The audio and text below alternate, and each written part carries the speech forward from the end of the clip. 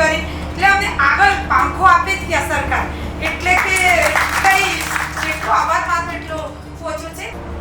હવે આત્મનિર્ભર કન્યા સખી મંડળ દ્વારા કે જે બહેનો બેંક પણ નથી જઈ શકતી, જે પોતાની બહેનો પોતાના ઘરની બહાર પણ નથી નીકળી, પણ હાલ જૂથ દ્વારા એ પોતે બેંકમાં પૈસા ભરવા જઈ શકે છે.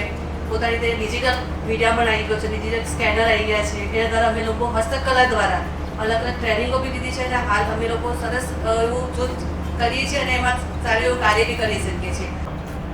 તો આપણે તમે તમને જ્યારે ચાન્સ મળે ત્યારે તમારી પ્રોડક્ટ શું છે, તમે એમાંથી કેવી રીતે આવક મેળવો છો, એમાં વધારો કરવા માટે તમે કંઈ કરી રહ્યા છો, નથી કરી રહ્યા, અને નથી કરી રહ્યા તો કેમ નથી કરી રહ્યા, આગળ વધવું છે તો એના માટે શું તમારે જોઈએ છે એ બધું લખીને તમે એકવાર દરેક જણ અહીંયા બેઠેલા તો બધા જ લખીને મોકલજો કલેક્ટરશ્રીને.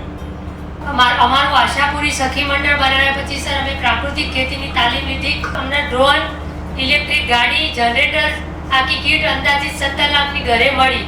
એ પહેલા જ અમારું ન્યૂઝમાં આવી ગયું હતું કે અમે પાયલોટ બની ગયા. જમીનમાં પ્રાકૃતિક કૃષિ કરું છું અને મધમાખીની તાલીમ જેમાં મને મળી તો મધમાખીનો જે ડર હતો એ દૂર થયો.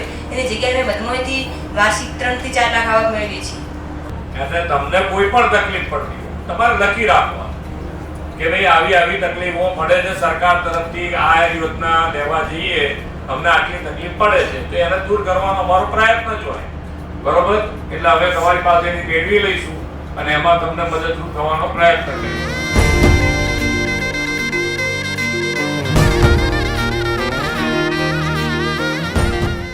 અમે બધી બહેનો ભેગી થઈ અને સસ્તા અનાજની દુકાનનું જાતે જ સંચાલન કરીએ છીએ.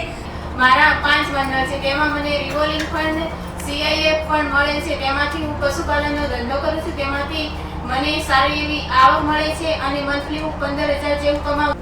તમારા દવાનો પૈસો નહીં ખર્ચવાનો, તમારા છોકરાઓને ભણાવવાનો પણ પૈસો નથી ખર્ચવાનો. તમારે ફક્ત સારી રીતે સરકારી યોજનાના લાભ લીધે રાખવાનો, આગળ વધે જાઓ.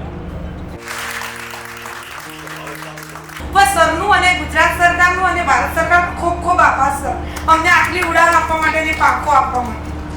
એટલે તમે જે કામ કરો છો, તમને જે લાભ મળ્યો છે એ તમે જેટલું કે કરો એટલે બીજી બહેનો તમારી સાથે આપીને આગળ વધવાનો પ્રયત્ન કરશે.